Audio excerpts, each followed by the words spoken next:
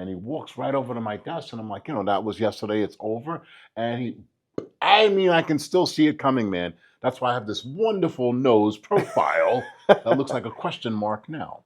But, Wow. he popped me, and he's like, that's for kicking his ass. I'm like, you started it. Yeah. The fuck, you lost. You're now tuning in to Unfiltered.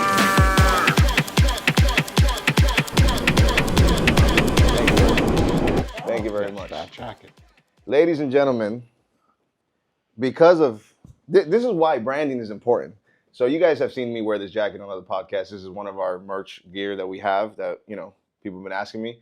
Because of this jacket, this gentleman here next to me caught the attention, and then he asked me, he's like, "Are you a graffiti? You do graffiti? What do you do in New York?" Because that's essentially what this is. It has that New York vibe.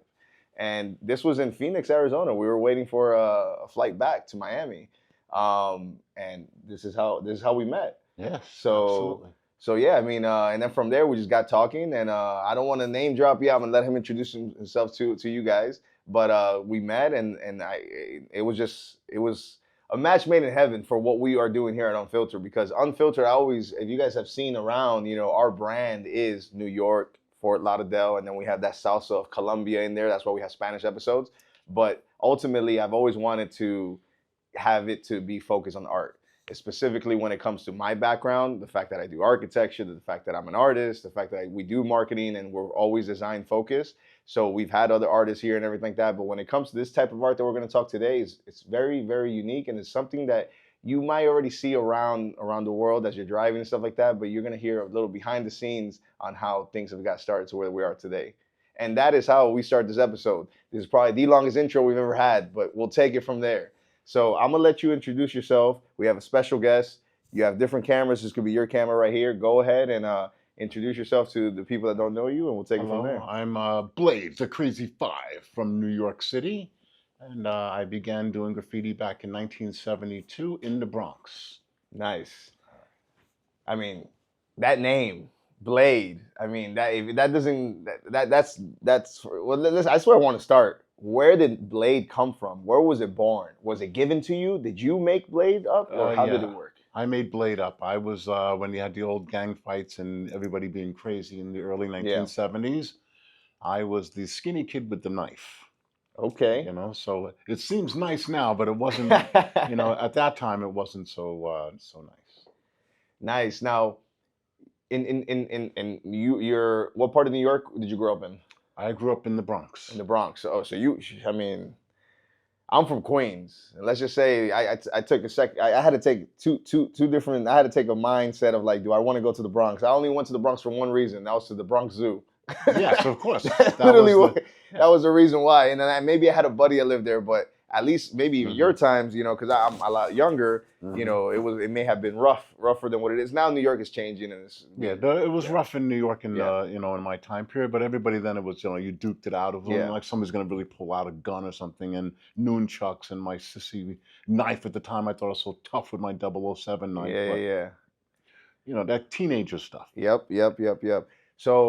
So you got Blade. So that was what you were known for. What made you get into the second that you had Blade? You were like, oh, I'm gonna start tagging now, or did the name come first and then you started with the art after? Or No, it all came pretty much together. Mm-hmm. It was the guys that I grew up with, Hondo 1, Fresco 1, Dr. Sex 1, Rican 120, Camaro 170, Poet 1, the group of guys that were in my area.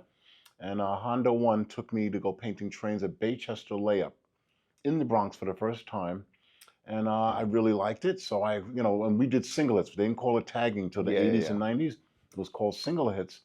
And the first time I went with him, I had a can of red and a can of white. So I did like a stick letter piece with a white outline and these little stars in it. In 1972, when I was 15, Kayla's like, I wasn't born for 20 years later. And it was really fun. And it was just a way for teenagers to express themselves and to be noticed, because Mayor Lindsay at the time had all the budget cut crap that you hear today. 50 years later, it was the same shit then. Cut everything for school programs, school kid, just And of course, kids are getting out of school at 3 o'clock.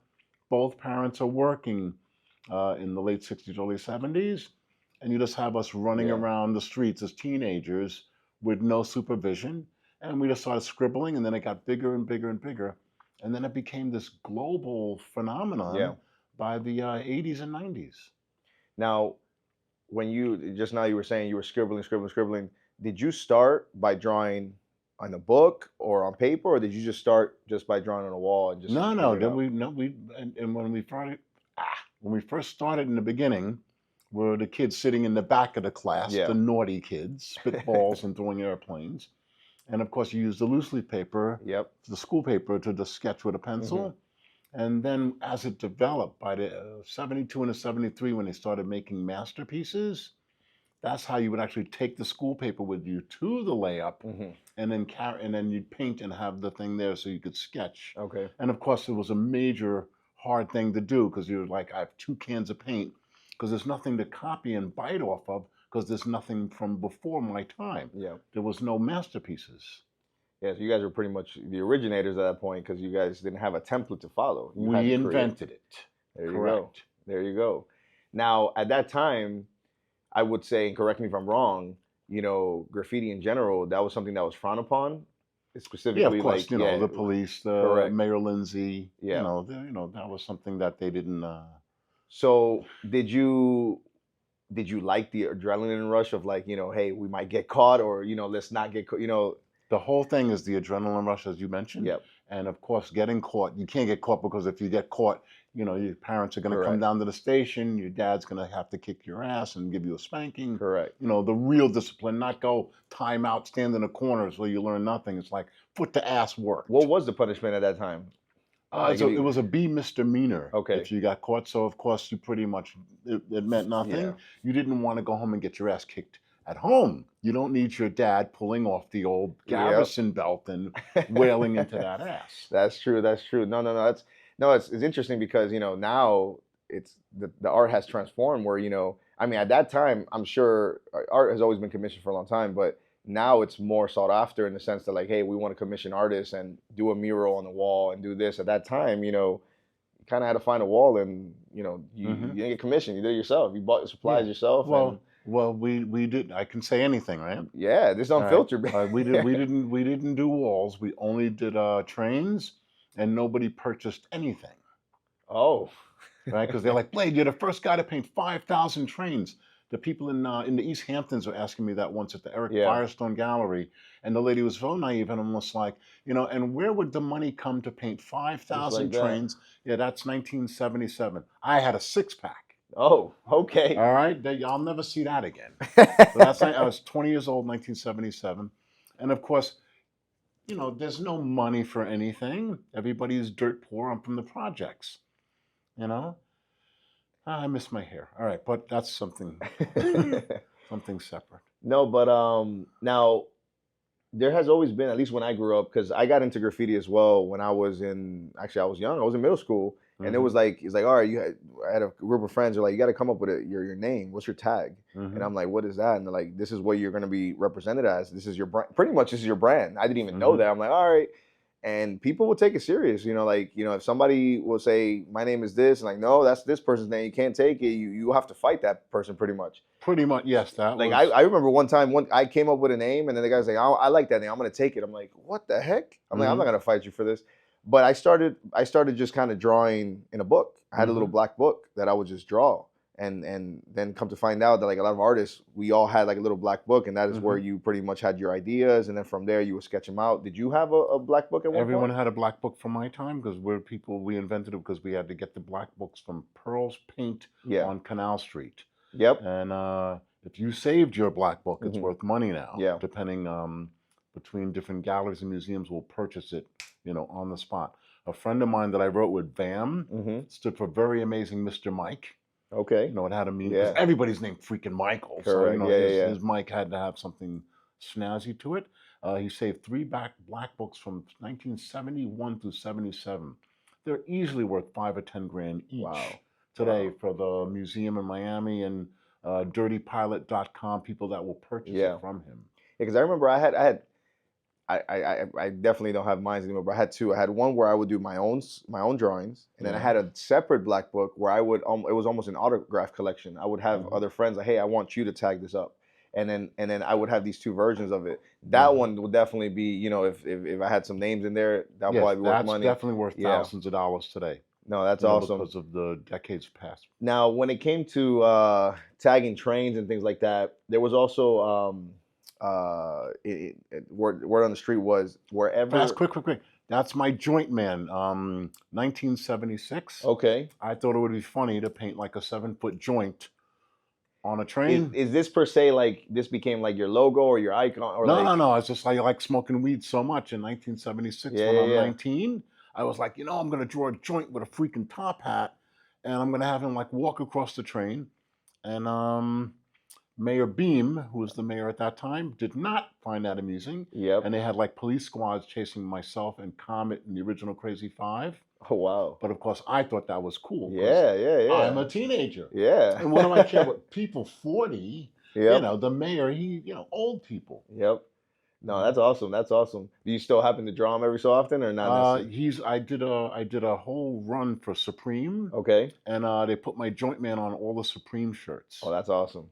Only thing bad, I can't smoke weed anymore. Yeah. But I mean, it was good stuff. No, that's then. awesome. No, one thing was because there's so many different places that you can tag walls, trains. Only trains, and that in the 70s, correct. Nobody would ever like hit a wall or a freight train. Now, is it look true? At that picture, Keller. Nobody's gonna catch. Look at that. I mean, no, you were ready. You got the 6-pack. You're ready to go. 28-inch waistline, man. Oh, you were a track star. You didn't even know you were a track star. You had a run. Yeah. No, that's awesome. I could really move then. I mean, I think what's even better, the fact that you have these photos, and the fact that you guys were able to take these photos. 'Cause at the time, nobody did content like what we do now, like what we're doing right now. Right? People was like, you just do it and that's it. You talk about it and that was that. That was a memory. The memory's in your head. So the fact that we can. I saved some of the photos from that time period. Yeah, is and they made a book, Blade, King of Graffiti, Roger Gassman and Chris Pape, in 2014, I think. Very nice. And they're like, Blade, you don't have high res or JPEG? I'm like, 1976. This is a 126 little box camera with this flash tube that blows your freaking eyeballs out. No, that's awesome. What I was going to ask was, there's this conception of wherever your tag is being seen, because sometimes even people tag like the street signs on the highways. If it's somewhere where it's difficult to place, you get more respect. Is that true? Absolutely. I did outside of a train station in 77, and I did outside of a train station at 180th Street over the Transit Police main cop station. Comet and I actually crawled in the dirt on the train tracks, but really crawling, and we did the piece over the train station at 180th Street. Wow. Funny now, but I mean, when you're doing that, one rock moves and there's a sound, you're surrounded because you're at the cop station. Yep. Now, did you guys plan these things ahead of time? You're just like, let's just do it. Did you have an exit strategy, or did you just like, we're gonna do it, we know how to get up there, or where we gotta go? No, we always had an exit strategy. Exit. Why am I stumbling today? Exit strategy. Must be the wine. Exit strategy. But at that place, there's no way to get away because you're at the police station. You're on the roof. Correct. There's no way to getting out of the roof of the cop station. Now, a name like Blade, have you ever seen or had somebody try to copy that name? No, there's a guy that was on Broadway at that time. Snake One's brother was Blade 131, but we never had any beef. He's on his train line. I'm on my train line. Nobody really cared. You had Super Cool 223, the famous one. Super Cool 149, the one that nobody remembers. You had Cool 1, Cool 2, Cool 3, Cool 4. You had. You got to remember this. The music on the radio at that time is Curtis Mayfield, James Brown. So everybody is freaking cool. Wearing purple hat and green pants and platform shoes like this with the freaking hair, man. Oh, it's so cool. That's awesome. I mean, there's a lot of different things. Now, let's kind of fast forward to today. So because you told me a little bit about that you actually even teach graffiti in a way, right? You have a studio? That's all they've done. As soon as I came out of the train yards in Esplanade Tunnel specifically, a man named Yaki Kornblit, this millionaire collector in the Netherlands, who's still alive, and he came to New York to meet the top graffiti writers in New York. And out of like 10,000, you had to narrow it down to like 10 or 15 guys. And I was chosen because they're like, nobody's done more than this one guy. And from 1982 to this moment, all I do is just travel around the world to every country on the planet doing graffiti, mostly on canvas. Yeah. And all the collectors purchase it. Yeah. Awesome. I think one of them just knocked on the door. Let's see who it is. It might have another special guest. I don't know. You order Chinese food? So one of the things that we wanted to ask the team at Unfiltered, we come up with different types of questions, and I'll be dropping this little by little. But what can you tell us? What is the perception of graffiti that has changed over the years from like when you started to now? Like if somebody was to start out doing graffiti now, They all copy from each other. It's disgusting. yeah, You know, what was good about the beginning years is there's nothing to copy from or to bite off of. yeah, Now with the internet and everything, you know, if some kids like I like skateboarding and BMXing Yeah. and he's hip hop and you go on the internet and he's like, I'm gonna get a name, and then you're gonna, you know, the idea was supposed to be you're creative, you're Yeah. inventing something from inside that no one has ever seen before. correct. You know, and that's the only thing I don't like about it. Yeah. Now, if there's somebody that wants to get into graffiti now, young kid, you know, he's 15 years old, and he's like, I want to pick up some spray cans, you know, what would you suggest them to do or how to get started? If you're in Florida, of course, do legal walls down in Wynwood, Miami. Mhm. Do not do subway trains like I did when it was a misdemeanor. I tell that to everybody in every different country overseas. Mhm. They come to New York anyway. It's like, but I want to hit a New York train. Yeah. I'm like, it's a New York train, but it's made in Japan. Yeah. The old New York trains were New York trains. Yep. And of course, it's now a felony. And you don't want to be a 17-year-old Yep. with a felony against your name because you got to go into the workforce and Correct. be in correct. life soon Correct. after. But just get into graphic design, tattooing. People have made a fortune from those two things. That's true. That's true. And in other words, times have changed. Because I Yes. understand how they would try, because like you said, people try to copy. They're gonna be like, oh, I'm gonna try and copy with Blade. I'll start off with trains and do it. You can't do step by step because times have changed. Now Mhm. your train at that time is now, Mhm. like you said, tattooing or graphic design, and Mhm. and then from there, then you can then provide a portfolio where you can then get commissioned to do a wall or something, or even do it pro bono, and you know, Mhm. do it like that. You got to That's how start somewhere. and that's how street art came about. All the Correct. street art people that are very famous now and when becoming wealthy, Yeah. they all got it from the original graffiti books. Yeah. Because street art people, what the hell is that? Nobody from the beginning of graffiti would do anything on the street. Yep. You would immediately want to go do a real train. Because if you hit a train in the Bronx, you Correct. get Manhattan, Queens, Brooklyn, you know, you get to be all city Yep. just from it running through. Not, you know, street art. And also, I mean, even if you were to go take a train, the technology, I mean, there's cameras now everywhere Mhm. in New York. They're gonna catch you. They catch you the second that you hop over the Metro card without paying. Yeah, they have those sensors on the Yeah, so it's that not can like it was sense you. before. So I mean, Mhm. they're gonna know who you are before, and it's like, nah, it's not worth it. So you know, No, find it's other not means. worth it because it's a felony. Yep. That's the reason. You don't want 100%. that against your name as a kid. 100%. At what point did you start realizing that, you know, this is something that you can basically turn into a career? Because at first it was for fun, no? All of it was for fun. Yeah. For me, it's still for fun now. Everybody's That's- doing it for these enormous amounts of Yeah. money. And then I see them, I'm like, okay, you just made $50,000 for Yeah. a painting. And then you see the same people like, you're on the internet bitching about politics. Yeah. Go enjoy the money. You Correct. you just made Correct. 50 grand from a whole art show, and you sit around bitching about millionaires and billionaires on TV that are not listening. Yeah.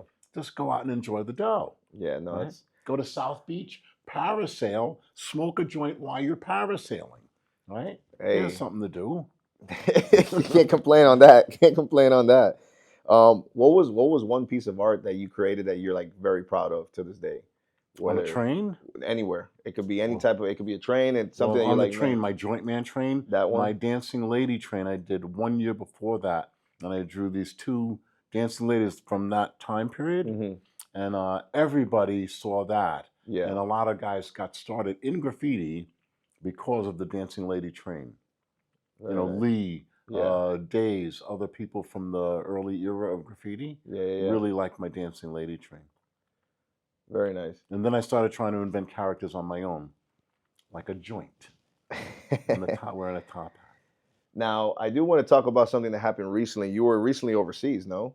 Yeah, I did when I saw you, Yeah. and then I just came back like 4 days, 5 days ago. How was that? How was that trip? And talk a little bit about it was an event that you were out there for, no? Yeah, the Montana Spray Can Company, and here it is Mm-hmm. from Montana.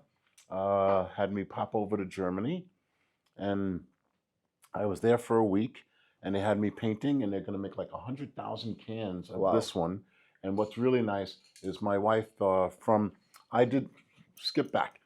Yes, to that one. And I did that in 1974 across the street from where I was born in the 1950s. And that's the building I was born in.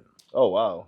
Just by chance, because we were standing in a parking lot, right? And they were like, Blade, you have thousands of pictures. And I'm like, why do you like that one? I'm like, because I can see, Yeah. my building, my Yeah, of neighborhood. course, yeah. But what was cool is a guy named Death of the Crazy Five invented climbing L poles in New York. Okay. Right?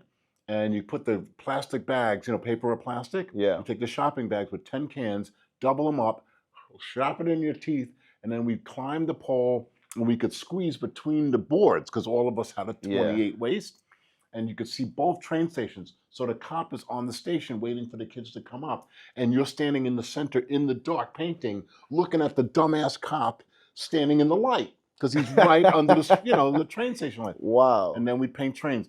And if the police figured out what we were doing, you climb back down the pole, run into the projects in the early 70s, had no locks on them. Yes. And then you run on top of the roof, and you're like in another neighborhood, just running on rooftops. And you're just gone. This is a whole movie. Yeah. This is a whole movie. You know? I wish GoPro existed at that time and you have a perspective of what's going on. Yeah. Wow. And we were really hauling ass. No, but this is really, is this the first time that you have been featured on a spray can? Yes, this is my first spray so can. this is something we can say is very special. I think it's awesome. I think it's fantastic. And they did it for my late wife. That's why, because she always wore red lipstick only. That's why the can is lipstick red. Her name is right there, teeny tiny. Was she also an artist too? No, but we were born in the same project. Got it. And we had our first kiss in 1965 when we were 8. Wow. Wow. In the sandbox. Wow. I was always naughty. Yeah, so. Wow. No, but that's awesome. That's really awesome. And that's my first wife. That's Dolores. And this is were you getting an award or were you doing a presentation here? Or? No, that's the Yaki Kornblit Gallery in Amsterdam. He's the guy that discovered all of the artists, and he had us all go there. Lee, Futura, Scene, Knock 167, Dondi, Crash, Days. I can't remember every name, but that's the basic group of guys. It's killing me because I can't remember every name. But there's also there was Keith Haring, Jean-Michel Basquiat, that also came just after that. Yeah.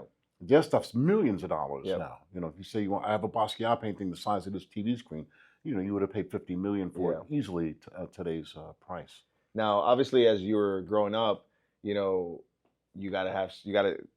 pay the bills. So, did you also do work as you were doing art and stuff like that? Yeah, I drove a checker cab in Manhattan. Okay. But when I went to go do that, and I worked for the Daily News, the New York Post thing behind me. I worked for the Daily News, and what was so cool is that the first time Yaki paid me, he gave me a check for 10,000 guilders. There was no euros. This was 40-something years ago.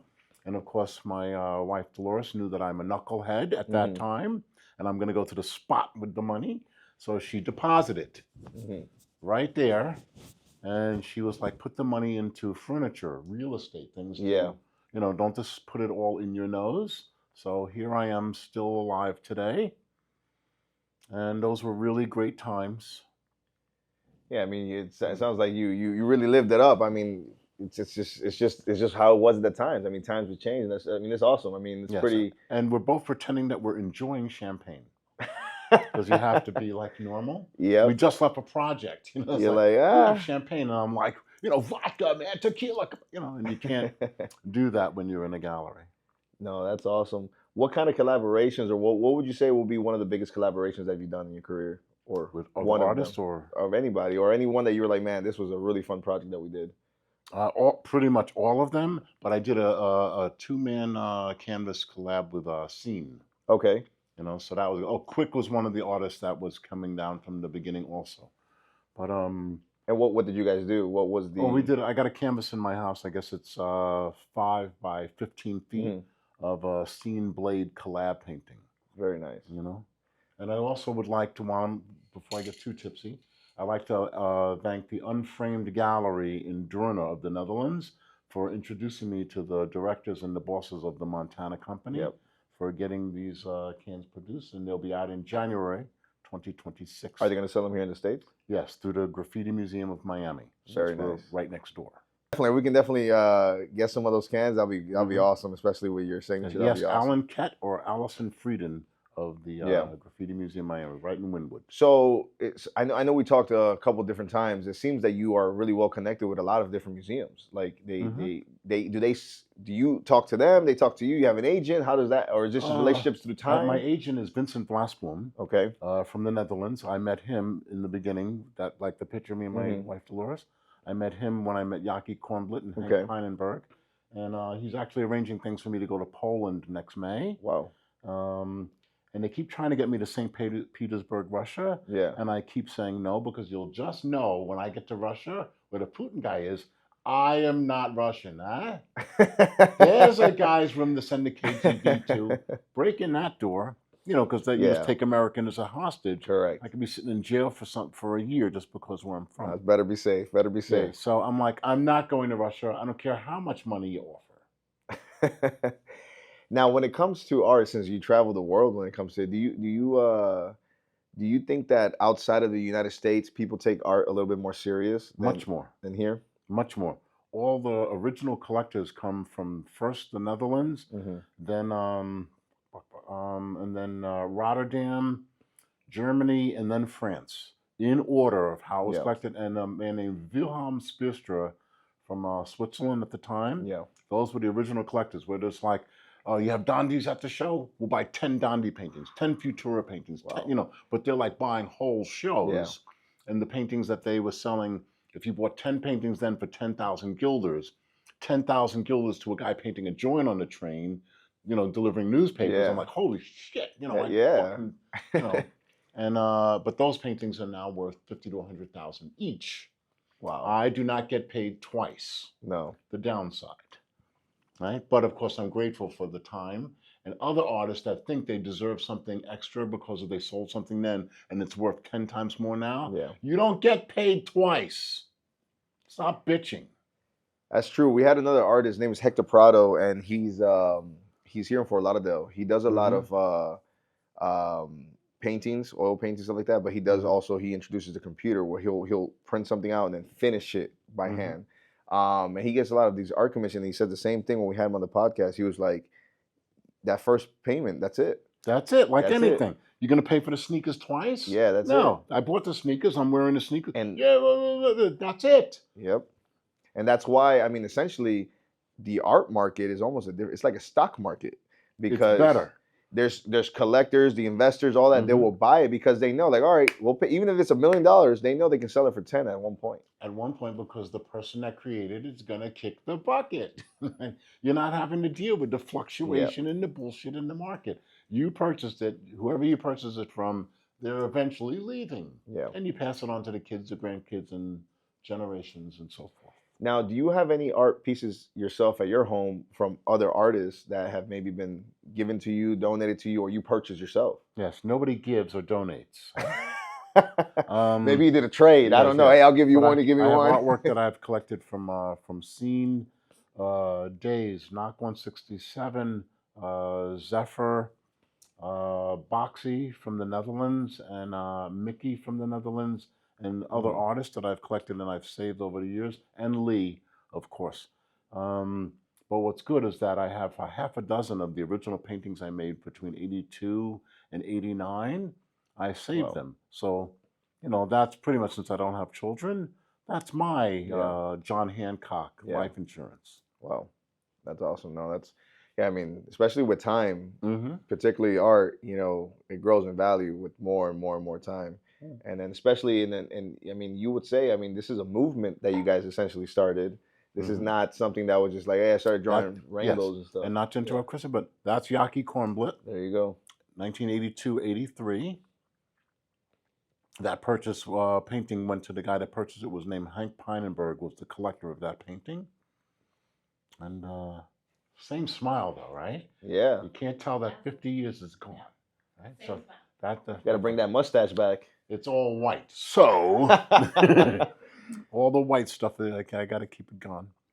But now one thing, because I went to school for architecture. I Mhm. studied architecture. We do that, and we learn design principles. Have you ever, throughout the years, because like for example, you almost have like a 1 point perspective there in a way, right? Mhm. 2 point per se, right? So Mhm. you're following certain principles where you're not just randomly doing different things. So did you ever go in and study design in a way or art for to kind of improve, or you just kind of Nah, just learn you as s- you went? you just learn as you go. You're smoking weed. You're taking mescaline Yeah, was $2.50. Excuse me, hallucinogenic stuff, yeah, and we just create stuff. yeah. As you went along. There's nothing to copy or bite from. Even when we got to canvases, I did a train that would look just like that. Hmm. So I'm like, all right, I'm biting from myself, taking a train I did to put on a canvas. What is your favorite material to draw on? Would it be Frederick's canvas, Dixie canvas was the best. okay? Still to this day, Dixie canvas is the best. If you get a painting from a graffiti guy, you tell him to order Dixie canvas. If he says no, then you tell him this. Then I don't want it. Because if you see that painting today, it looks like I just made it, even Yeah. though it's 1982 or Wow. 83. Wow. That the colors. I mean, they just pop. Yeah. Now, is this acrylic markers or is It's this paint paint? markers and spray paint. No airbrush, no stencil, never. So then, okay. So one question when it comes to spray paint, and I think a lot of people that want to get into this, how do you avoid the leaks? You have How do to you find that technique? you have to get a good hand. It takes time so you don't get the like this stuff. Correct. Like this stuff, a lot of people want it for that look Correct, on correct. purpose. If you want, that's one thing, but like Yeah. here, you don't have any of that, so it's No. very clean. So Yeah, it's but almost like if you mess up, like a lot of patience behind that smile. yeah. No, that's awesome. That's beautiful. What was the biggest art piece that you've done on canvas? The Groningen Museum has the longest one I made. It's 6 by 18 feet, so it's 2 meters by 3.5 meters. And that the Groningen Museum has that. It's the centerfold of the Subway art book that was produced by Martha Cooper and Henry Chalfant. Yep. I think there's 2.5 million copies of that book from the early 80s to this point. And that museum, the museum in Groningen is doing that now. Groningen Museum is 2 or 3 hours north of Amsterdam Central Station if you take the Yeah. train. And I think it's a 200 million Gilder museum. Hmm. It looks like George Jetson because everybody knows that. Yeah, It's yeah, like yeah. the most futuristic, coolest freaking. And the Dutch people are way ahead of everyone else with collecting graffiti. Very nice. Now let me ask. So New York, how did you end up in Florida? I got sick of the cold, man. Oh, me too. That was actually my reason too. But Yeah, yeah. yeah. When my wife Portia and I turned 55, I had saved up enough money from the graffiti that I was like, we can actually get out of here. Yeah. No raking leaves, no shoveling snow, no being plowed in by Yeah. the snow truck. There's a ticket on the windshield. Well, it's on the windshield because you plowed my fucking car Yep. in, and I can't do Yep. alternate side. That's true. That's So true. I came here almost 14, 15 years ago, and stayed. I'm Yeah. clearly it's like, are you ever going back? And I'm like, not. Right? The fuck am I going back to freeze for? Now, when you got here, did you go and discover the movement in Miami? Were you already familiar with that, like Wynwood Walls and all of that? Yeah, the people from Wynwood were there. I spoke to a man named Tony Goldman. Mhm. He was going to have me do something down in Wynwood Walls, Hmm. but he unfortunately passed away. Mm. And so things changed around for a short period of time. Yeah. And of course, the Graffiti Museum of Miami opened in 2019, and I was having the first opening there for their grand opening. Very nice.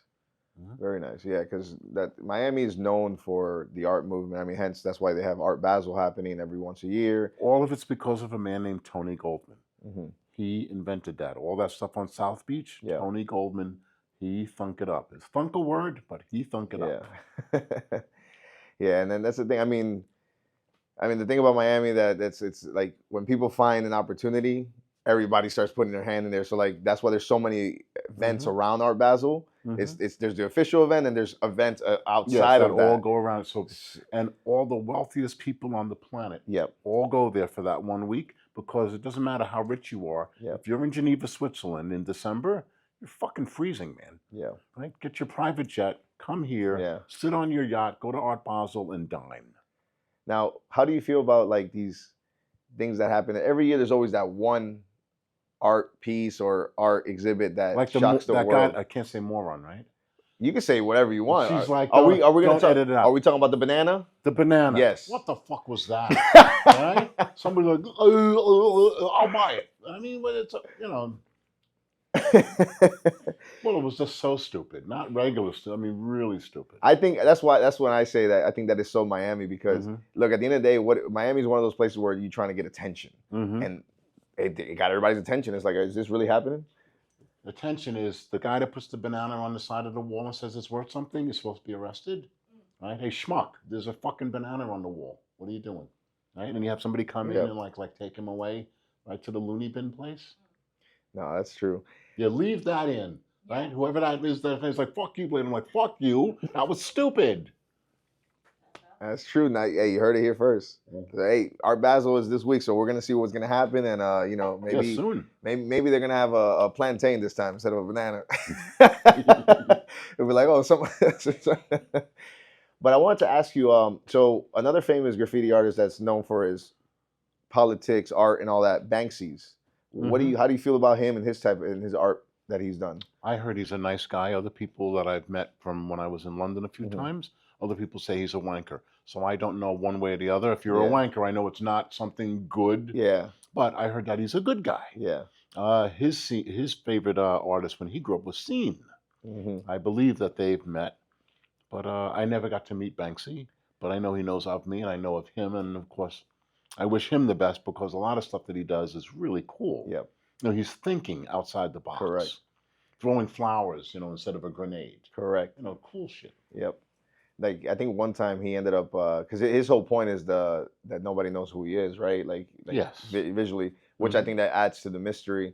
But one time I think he paid an older gentleman to stand in New York and sell his original art. That, you know, for whatever, people were like, oh, $20, $40. I think they only made 3 sales, and one guy, for like the $60 he spent, was like worth 1.2 mil because he found out it was original. It's a real one. Yeah, and everybody's like, you got to be kidding me. And it was part of it's all branding, it's marketing. I mean, nowadays, definitely, I mean, they have museums that they do and all that stuff. So, you know, anytime that they can find a way to make money off of you, they're going to do it. Well, so I thought one thing that he did was funny, that when the first time I went to London, he would draw this black shadow guy at an ATM thing and a fake ATM. So the ATM, of course, if you're like coming out of the night district of, what is that, Phantom of the Opera or something? Yep. You see the shadow down the street, you see an ATM on a wall, you think it's a real one, and then you actually see a line of assholes waiting online to use the ATM. That, of course, is painted on a fucking wall. I mean, that's some funny shit, man. Not funny if you're on that line, but I mean, you're on that line, you know, you're like, fuck. This guy's taking forever. What's going on? What's going on? And the fucking shadow thing doesn't move. That's great. Now, outside of graffiti, is there another type of art style that you admire that inspires you? No, everybody always asks for my inspiration. My inspiration pretty much comes from within. And I've seen other types of art forms and things, but most of my inspiration comes from music.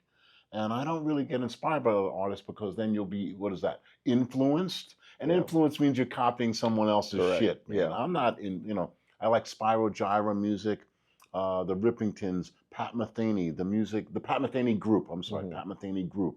I listen to that stuff from 80s and 90s, and that's what makes me, whatever it is, comes from inside to be creative. Yep. And I just got 20 cans of paint on the floor, canvas across the wall. Music blasting. Boom, get to it. There you go. And are you still doing, if somebody wants to commission you to do an art piece? I do that on a regular basis. I'm doing that for Poland as we speak. You know, the guy that just wrote, he's going to be like, why do you have 10 paintings ready? He's supposed to have 20.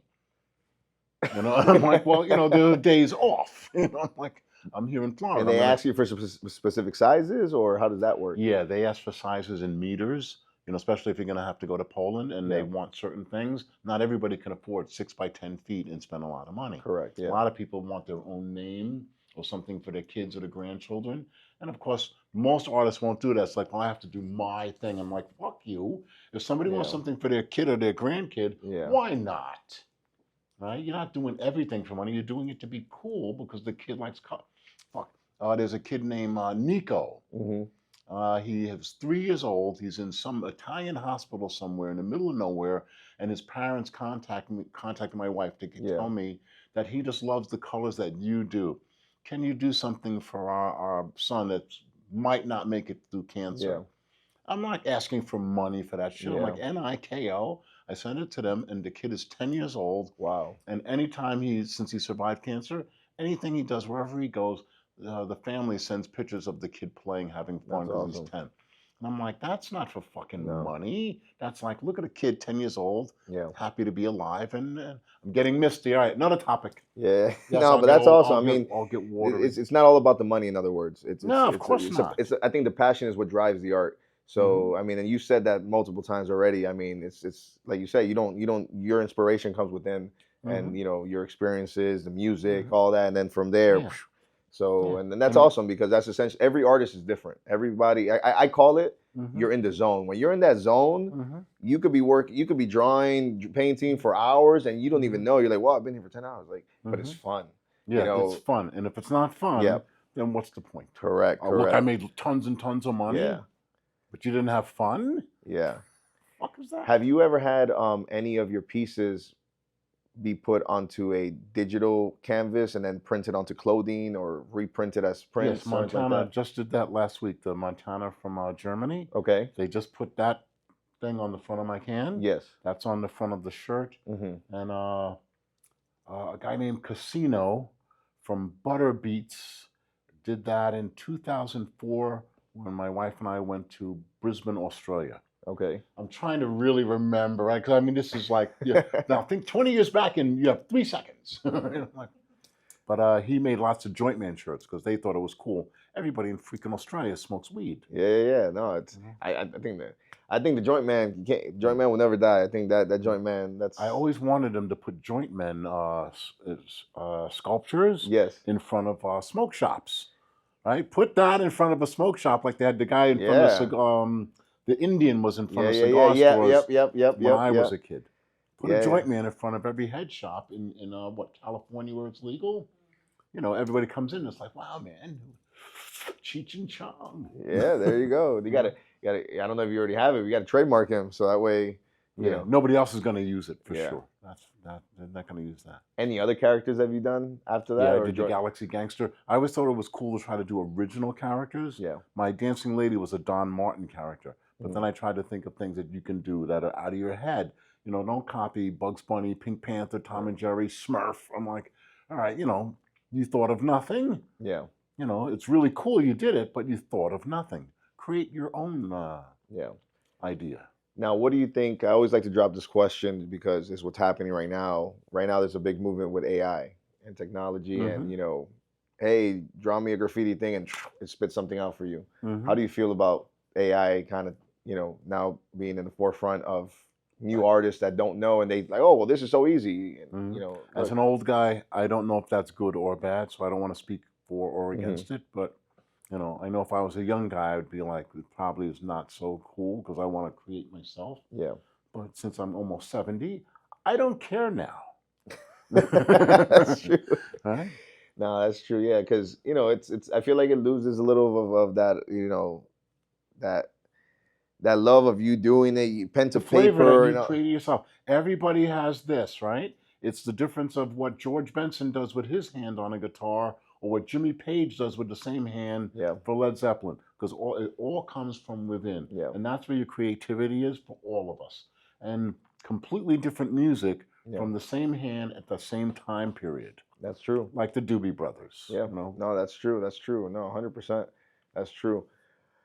No, I mean it's just fascinating because like all this stuff connects with me. The fact that I'm from New York and stuff like that, and then I see, I mean, every time I go back, I mean, it's a lot cleaner than what it was before. Because before, every corner you will have, graffiti everywhere. Now, do you ever have any of your graffiti on the wall or on a train? There's different terms for it where somebody tags over it, and it's kind of like a disrespect. Very few times, and the times that it happened, these are people you wouldn't know. I had a problem with a guy named Doc J. S.A. from the Soul Artist. And Doc J is because he liked Dr. J, was the basketball guy from that time period. And of course, we had a fist fight. I'm guessing this is 9th or 10th grade. And since I won, the next day I'm sitting in class. I see it like yesterday. sitting in class, like 8 desks back. Yeah. And he walks in, his face, I really popped him good. And he walks right over to my desk, and I'm like, that was yesterday, it's over. And I can still see it coming, man. That's why I have this wonderful nose profile that looks like a question mark now. But, Wow. he popped me, and he's like, that's for kicking his ass. I'm like, you started it. Yeah. The fuck, you lost. And that's Because it. that's in the graffiti world, that's like a disrespect, having a Yeah, tag over a tag. but he put a Doc JSA because I'm a toy. 1972, he was right. I'm just starting. I Yeah. am a toy. Yeah. Right? You got to, it's not like I came out the first day and did like 100 trains. Yeah. You look, because you're a kid. But man, what a punch. I mean, that blood when it clocked in your nose. Remember those days when you were a kid? I was like, man. Yes, he's like, I can feel it. I've seen my fair share of fights. Yes, but right, that when it's just clogged up of just it doesn't end. Right? It's not. That's red and clogged. Well, And you said give or take. How many trains you said you were tagged at one point? I did 5,000 pieces with the Crazy Five, Vam, Crotchy, Tall 13 at Death. In a span of how many years? It was over 10 years. Wow. But then most of them quit in 75 because we all turned 18. Yeah. And Comet and I, because Comet was with Ajax, Silvertips, Fritz 219, and Santana. Those guys, everybody's turned the same age. So Comet and I kept going, and we didn't stop bombing until I say it's 84. They have documented stuff in books that says it's 86. Okay. And I'm like, okay, it's 86 means I'm pushing 30. I'm like right there because I'm born in 57. But and we invented, Comet and I invented the blockbuster production, which Fat Joe, a rapper guy, always said, I'm going to do a blockbuster. Yeah. I'm the guy that invented it, Joe. Fat Joe, lean back on that one, brother. Yes. At one point when you were like around 30, you were like, oh, I'm going to stop doing this? I had no choice. Get a job and, corporate America. I've been a bullshit job driving the yellow taxi, but Yaki Kornblit actually flew to America the end of 84 into 85, and he's screaming at me and Scene like we're still like kids, because he was 40, and we're like, it's a 40-year-old guy screaming at us. Yeah. He's like, you guys can't do art shows in my gallery in the Netherlands and then come home and go paint trains, If you're giving it away for free, who's going to buy it? Exactly. That's what it meant. And of course, I stopped painting trains. Scene being, I think, 4 years younger than me, he kept going. But my wife Dolores at the time, she's like, "Thank God, this fool stay out of the yard." Because I gotta go to work, and I'm like, "Yeah, how do you explain your job? I won't be to work for 6 months. Yeah, you're fired." Wow. But did you miss it after after some time went by? I missed it after a week. It's Saturday night. You're sitting home with the wife. This is fun. This is great. This is great. You want to go to the movies? No, let's just sit home. This is.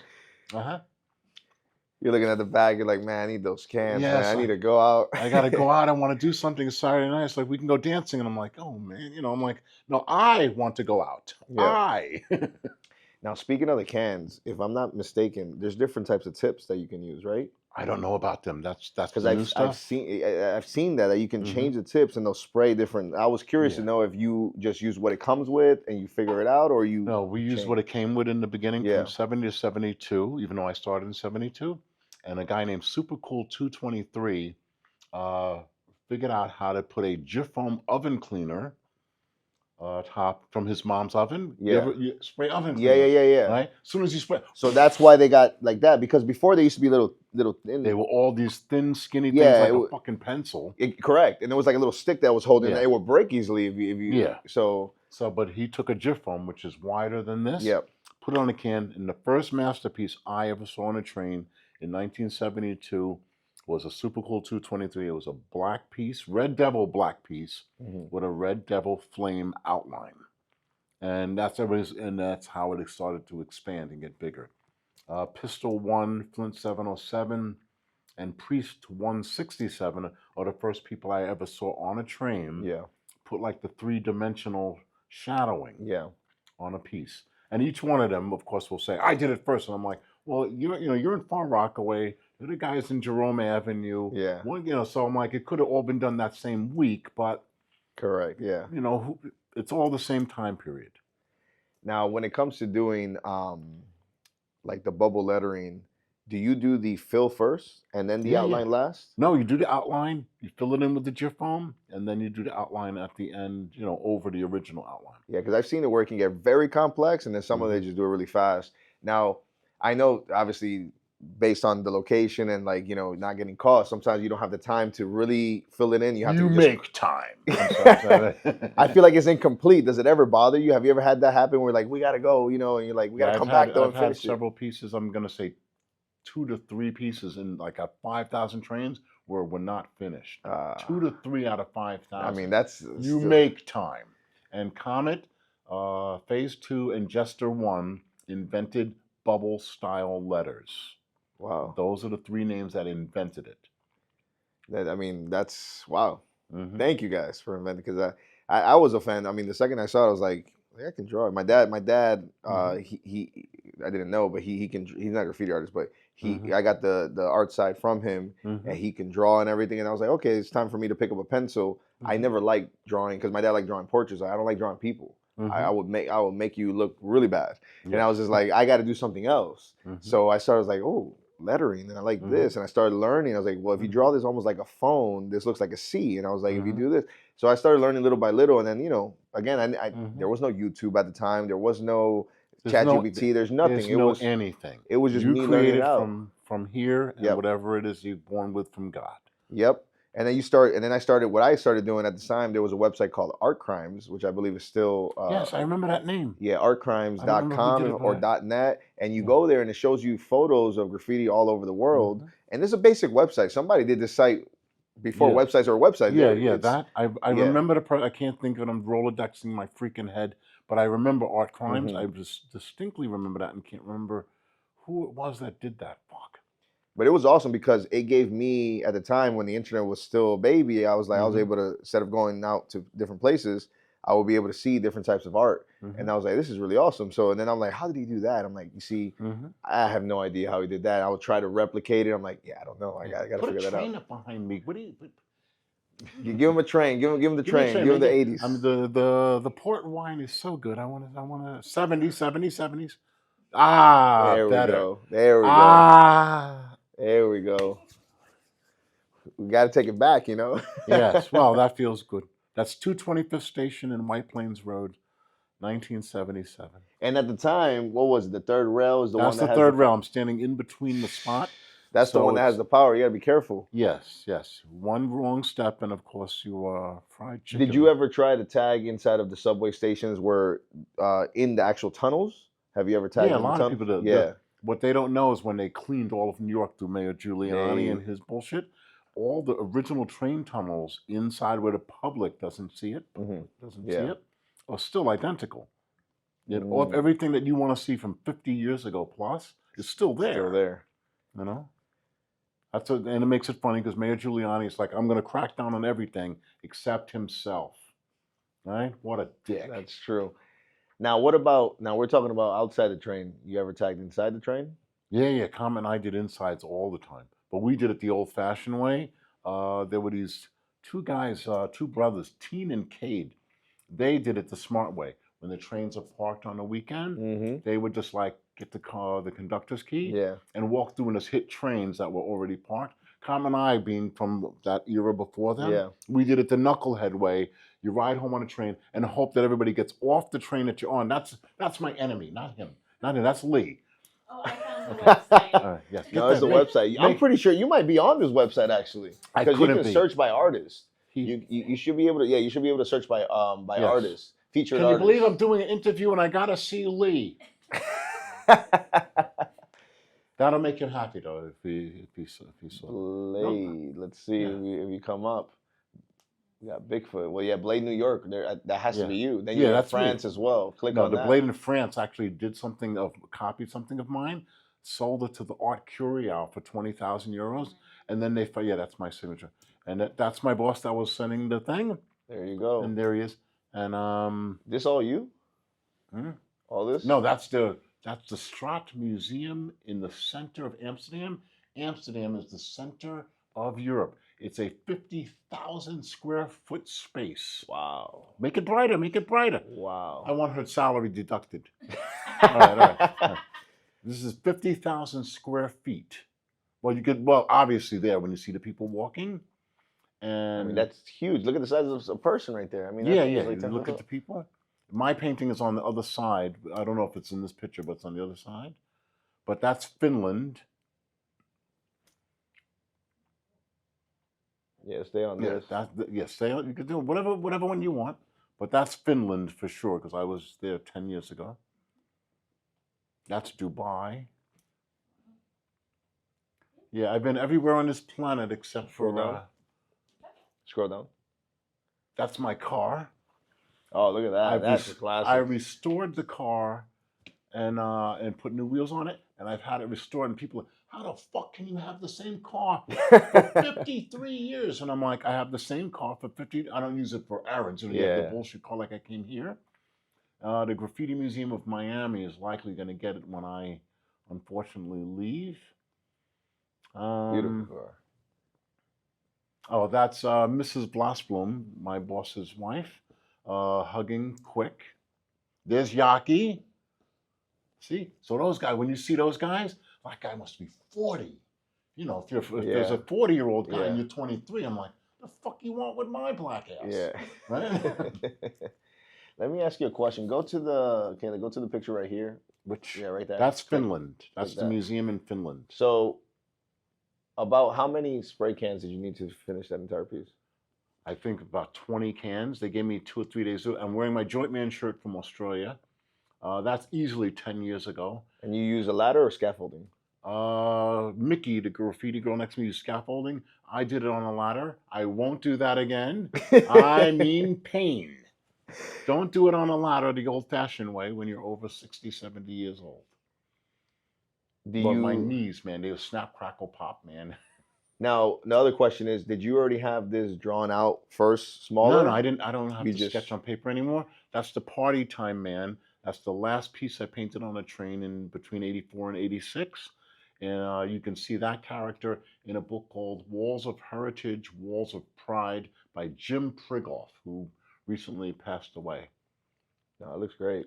I love the fact that you use different colors instead of just, because some people just tag and they just keep it just monotone. Do the one with me in my normal clothes. The bottom with the hat. This one right here. Yes, the money shot. There you go, the money shot. There we go. You're talking business there. Yes.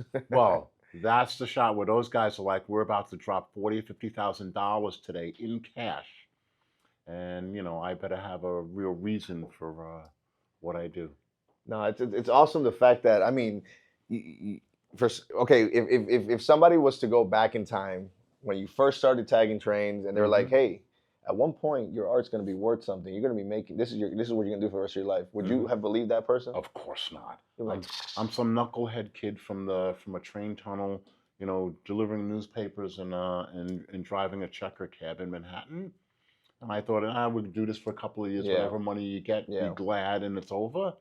And they're just like, you guys invented this. You're the Picasso, Rembrandts of this type of an art form.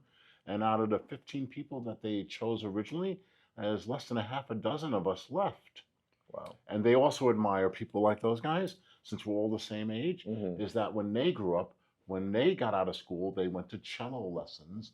And I'm like, I'm going to a train yard. So they grew up old, bald, conservative kind of guys where I'm like, when I'm doing that, you're going to go out and have fun and be wild. They're like, you still go out and do that now? I'm like, why not? Yeah. You guys are really going to the Philharmonic? That's fun. I'm like, go to the club, man. Fucking, get loose. Enjoy yourself, 100%. You can see both of those guys have never enjoyed themselves. Ever. This is this under a bridge or? No, yes, that's oh, get rid of that's my wife that died. I don't want to see. If I see her, I'll start crying. Don't want to cry. Oh yeah, go to the one where the hand is. That's in Finland, right? When I did the other one inside you were talking about. Yep. That's on a wall in Finland. That's April 1st. I will not forget that Obviously day. Blade, but what is this? That's Mickey.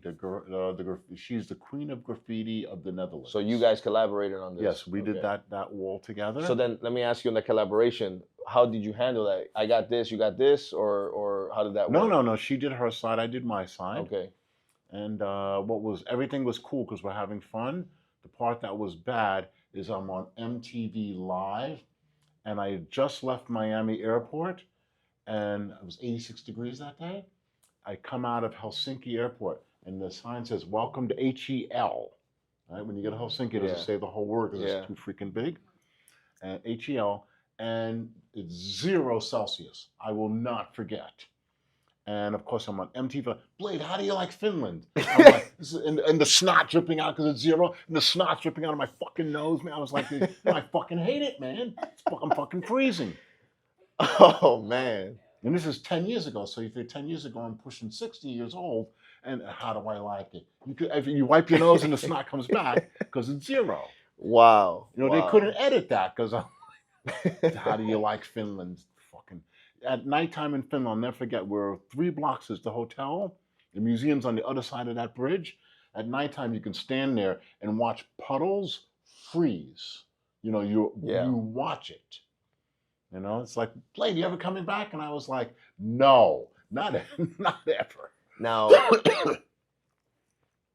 do you wear masks when you're doing this? No, that's why I'm still coughing. But myself, seeing the original guys, we never wore masks from 1970 to 77. All the spray paint was lead. And we're trying to purposely get the good lead paint because when you put it on the train, when they clean the train, it doesn't come off. I mean, it was so good, man. Now it's like, for a little that watery magic eraser and it comes right watery ozone friendly shit, you know? That's insane. No, that's awesome. No, that's great. I mean, so what's next? Right now, I mean, you say you have the trip to Poland. And the Montana cans are that's definitely coming soon. Right now in January, and very soon. No, it's definitely. And then I have to do a show at there's a new graffiti gallery in Amsterdam that I think I'll probably have to do in June. I'm hoping I go from Poland to Amsterdam. You might as well. Not Poland to Russia. Right? I don't want to do.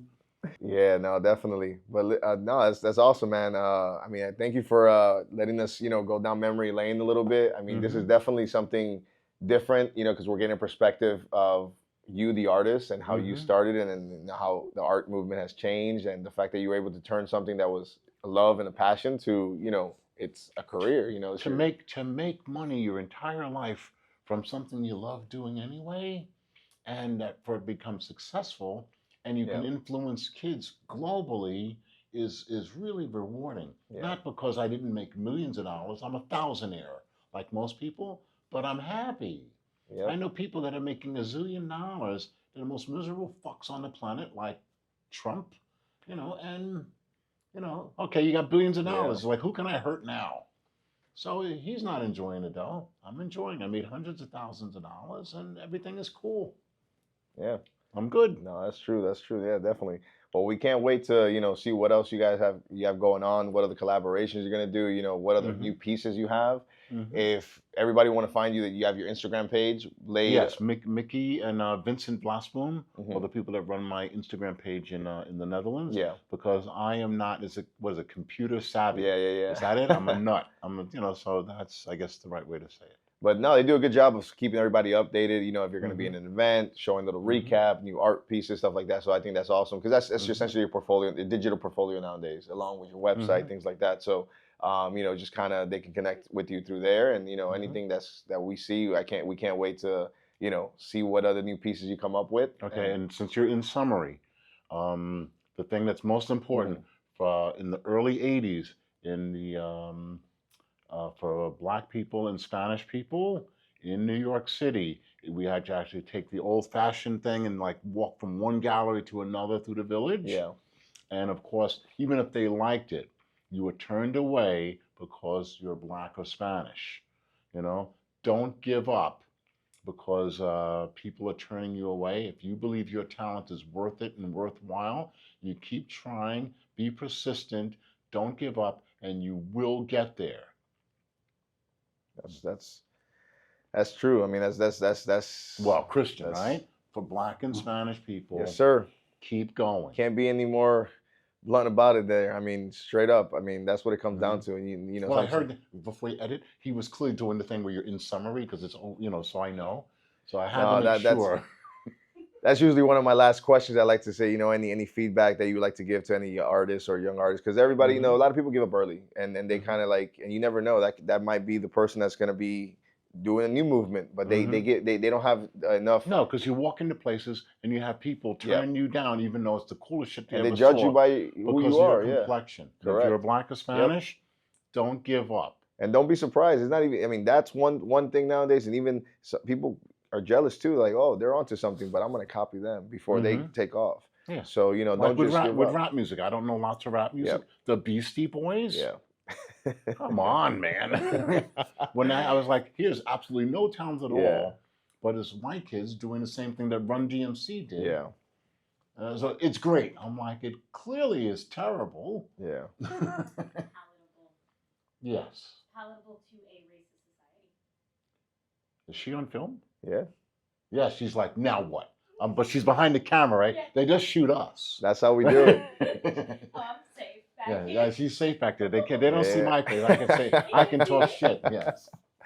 But yeah, no, definitely. But yeah, no, we'll definitely have all of your pages and everything linked onto the video. I really appreciate it. I mean, I'm glad that I was repping my own brand. I mean, I just had my jacket on because you are the one that came up to me and saying, hey, you do something with graffiti in New York. Which is true because he's wearing a train map as a jacket. It's like, what's going on here? What's the story? And then we had till 30 minutes before we boarded the plane, and we just got talking. Start shoot the shit, and here we are now. And I'm But I like, must say, so please don't edit this. Once again, I like the Unframed Art Gallery in Durna for making sure that this happened through the Montana people. Thank you so much for my spray can, for my wife Portia. Thank you so much. there you go. There you have it. And Blade, thank you for coming out. Thank you for coming to the Unfiltered Well, set. 100,000 cans. I appreciate it, brother. Okay, Thank you. thank you. That's all we have on this episode here of Unfiltered. Till next time, guys.